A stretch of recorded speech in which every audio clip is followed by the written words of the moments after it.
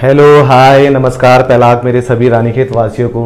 जैसा कि साथियों इस वक्त आपको पता ही है कि रानीखेत की तकरीबन प्रतिभाओं से आपकी बातचीत कराने और रानीखेत की तकरीबन खूबसूरतियों से आपको रूबरू करा रहे हैं। ठीक उसी प्रकार आज जिस प्रतिभा को आपके बीच में लेके आया हूँ, दरअसल ये एक शख्स नहीं बल्कि एक शख्सियत है जो ड्यूटी कर रही थी। ड्यूटी करनी उन्होंने सोचा कि मुझे पहाड़ की महिलाओं को आत्मनिर्भर बनाना है, मुझे पहाड़ की महिलाओं को सक्षम करना है। आखिर कब तक वो किचन तक ही सीमित रहे, तो इस सोच के संग उन्होंने स्टार्ट किया 2004 में हिल क्राफ्ट एक संस्था, और जिसमें अपने संग जोड़े हैं 50 से ज़्यादा महिलाएं इस वक्त जो इनके संग जुड़ी हैं और काम कर रही हैं इस संस्था में। आइए बात करते हैं संस्था के ओनर चयनिका बिस जी से। नमस्कार मैम, कैसे हैं आप?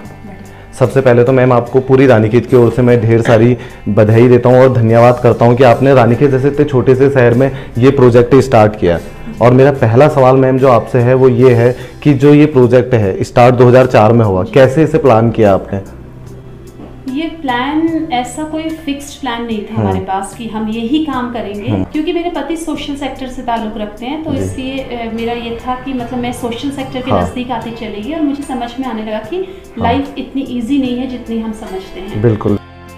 अब फिर जब जॉब से फारिग हो गए, जब नौकरी छोड़ने का सोच लिया, तो उसके बाद लगा कि कुछ करने का समय आ गया, क्योंकि मैं रानीखेत में पली बड़ी हूँ, यहीं की बेटी हूँ, तो मेरे दिमाग में था कि यहाँ की महिलाओं ये प्रभु की कृपा है कि काम चलता चला गया, क्योंकि एक अच्छी नीयत के साथ हमने स्टार्ट किया था। बिल्कुल बिल्कुल। तो उस वक्त क्राफ्ट आपने चुना तो लोगों ने नेगेटिविटी नहीं करी कि नहीं भाई ये आप काम कर रहे हो, इसमें कहाँ आपको सक्सेस मिल पाएगी? नहीं, लोगों से इतना डिस्कस नहीं किया, क्योंकि सबसे बड़ी बात है कि इसमें डिस्कशन की कोई गुंजाइश नहीं थी, क्योंकि न तो ये कहीं से फंडेड था और न ही कोई मुझे आगे किसी से फंड की मैंने अपेक्षा रखी थी। जैसे अभी तो 54 महिलाएं आप बता रही हैं यहाँ पर हैं, इनको तो आप ट्रेन कर रही हैं, लेकिन आपको किसने ट्रेन किया था इस कार्य के लिए? हमें किसी ने ट्रेन नहीं किया। देखिए कुछ चीजें जो होती है ना, इसको इंस्टिंक्ट कहते हैं, जो इनबॉर्न होता है। जैसे मैम अभी इस वक्त पहाड़ की जो महिलाएं हैं, ये पहाड़ का एक दुर्भाग्य भी है कि पहाड़ की महिलाएं प्लेन्स के मुताबिक आज भी बहुत ज्यादा पिछड़े हैं।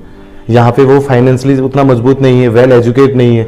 ऐसे में आपके पास महिलाएं आई और आपने क्या प्लान किया कि मैं इसे कैसे सेटअप करूंगी? जब यहाँ इंटरव्यू के लिए आते हैं, हम कभी नहीं पूछते कि तुम क्या जानते हो, क्या जानते हो, हम पूछते हैं कि तुम्हारी क्या स्थिति है। बिल्कुल। हम उनकी स्थिति का आकलन करते हैं। आपको फर्क नहीं पड़ता कि वो टैलेंटेड है या नहीं है? हमें बिल्कुल। अगर वो जीरो पर भी है तो वो आपका काम है उसे टैलेंटेड बनाना।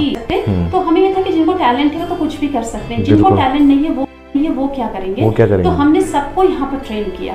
जिनको भी हम रखते हैं तो उनको पहले हम 1 महीना प्रशिक्षण देते हैं।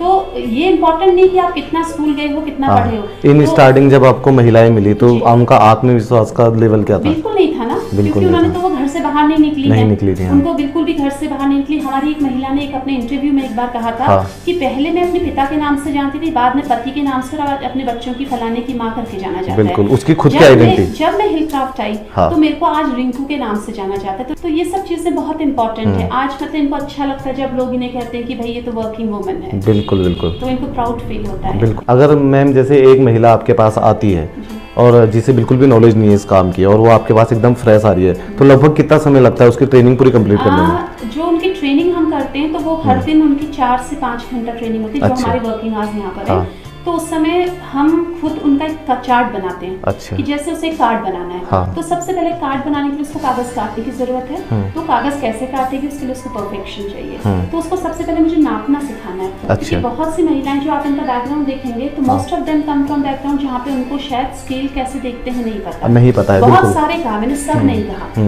तो उसमें मेरे को सबसे पहले मेरे आगे, या फिर उन्होंने सीखा होगा स्कूल में बट उन्होंने यूज नहीं किया है। तो इसलिए क्या होता है कि पहले उनको आप सिखाएंगे, फिर उसको आप बताएंगे कि कैसे आपको मार्किंग करनी है कि निशान भी ना आए। कागज काटने के लिए नाइफ यूज करते हैं, उस नाइफ को यूज करना है। फिर आपने कागज काटा, जब आप उस परफेक्शन में पहुंचे तो फिर आपने मेन डिजाइन पे काम किया। तो देखिए जो कार्ड्स का जो मेन स्किल है that is cutting the paper, क्योंकि पेपर काटेंगे आप अलग अलग साइज का, क्योंकि डिजाइन तो चेंज होता है। आप हमारे प्रोडक्ट्स में देखेंगे कि बहुत तरह के कार्ड्स हैं। तो लेकिन क्या होता है कि शुरू में हमको बेसिक कार्ड्स से स्टार्ट कराते हैं ताकि वो सरल कार्ड से एक तो उनका मनोबल बना रहे कि हाँ मैं कर सकती हूँ, उनका आत्मविश्वास ना, क्योंकि सबसे बड़ी बात है कि हमारे पास बहुत सारी महिलाएं हैं जो विडो हैं। अच्छा। या जिनके घर में कोई, बहुत सारी, नॉट मैक्सिमम बट बहुत काफी है, या जिनके यहाँ कमाई का कोई दूसरा जरिया नहीं है, सेपरेटेड है हस्बैंड से। तो आप बताइए उनको हम काम से हटा देंगे तो वो क्या करेंगे? बिल्कुल। दूसरा मैम मैं आपसे ये जानना चाहूँगा कि आपके यहाँ पे क्या क्या प्रोडक्ट बनते हैं, जरा उनके विषय में आप थोड़ा बता दीजिए। अभी प्रोडक्ट्स हमारे जो है, हमारा जो मेन प्रोडक्ट है वो हैंडमेड पेपर कार्ड्स है। अच्छा। हैंडमेड पेपर कार्ड्स है। अच्छा। जो हमारा सबसे ओल्डेस्ट प्रोडक्ट है। हाँ। और सबसे ज्यादा जो हम निर्यात करते हैं। अच्छा। तो फिर हम आर्टिफिशियल ज्वेलरी बनाते हैं, हैंडमेड पेपर कार्ड्स हैं, पेपर डायरीज हैं, हैंडमेड आर्टिफिशियल ज्वेलरी है। फिर हमने सिलाई में कदम रखा, तो फिर हम सिलाई के थोड़े बैग्स बनाते हैं। अभी यहाँ पर तो प्रोडक्ट्स अभी आप सामने देख सकते हैं कुछ, ये हमारे कुछ पोटली पाउचेस हैं जो फैशन स्टफ है, कुछ बैग्स हैं। फिर हम थोड़ा सा मैं अपने ट्रेडिशनल आर्ट को भी प्रमोट करना चाहती हूँ। बिल्कुल, मैं देख रहा था कुछ उत्तराखंड के जो पौराणिक हैं ऐपण वगैरह, उस पर भी आपने कुछ काम किया है, उस पर भी कुछ प्रोडक्ट है। ये हमारा एक्सपोर्ट तो नहीं होता है क्योंकि हम एक्सपोर्ट में विदेश में इसके लिए जगह बना नहीं पा रहे। हमने घोड़ा करते हुए लोगों की पिक्चर बनाई है। अरे वाह। और यहाँ के जो ट्रेडिशनल इंस्ट्रूमेंट्स हैं, जो म्यूजिकल इंस्ट्रूमेंट्स, जो वाद्य यंत्र हमारे, उनको बजाते हुए हमने लोगों का फोटो बनाया है। एक और मैम, जहाँ आप इंटरनेशनल लेवल पे प्रोडक्ट तैयार करनी है, दूसरी ओर जो हमारे उत्तराखंड की संस्कृति है, इसको भी आप अपने साथ लेते हुए चल रही हैं। जी हाँ जी। अच्छा, दूसरा मैम, जैसे यहाँ पे 50 से ज्यादा महिलाएं प्रतिदिन काम कर रही हैं, तो देखा जाए तो प्रतिदिन अच्छी खासी मात्रा में यहाँ पे जो है प्रोडक्ट या माल तैयार हो रहा हुआ, तो आगे जो इसकी सेल हो रही है वो कहाँ पर हो रही है? नॉर्वे।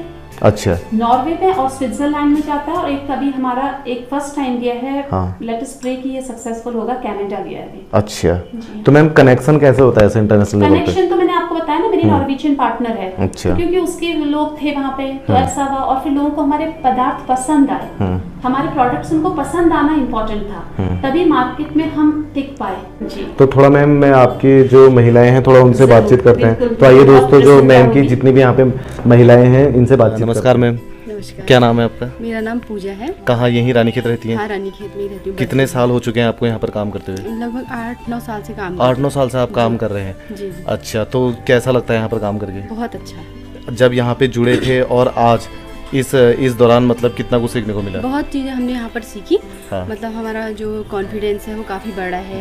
पहले से मतलब थोड़ा सा घर से निकलने में थोड़ा हेजिटेशन होती थी, तो अब वो नहीं है। अब हम कहीं पर को भी किसी से भी आराम से बात कर सकते हैं। जैसे अभी आप आए हैं, हम आपसे भी बहुत खुल के और अच्छे से बात कर रहे हैं। शायद घर में रहती तो थोड़ा सा एक डर जैसा रहता है मन में, लेकिन अब कोई हमें जब 4 दीवारियों से बाहर निकले तो बहुत कुछ सीखने को मिला। बहुत कुछ, मतलब हम अपने आप अपने हर काम कर सकते हैं। बिल्कुल।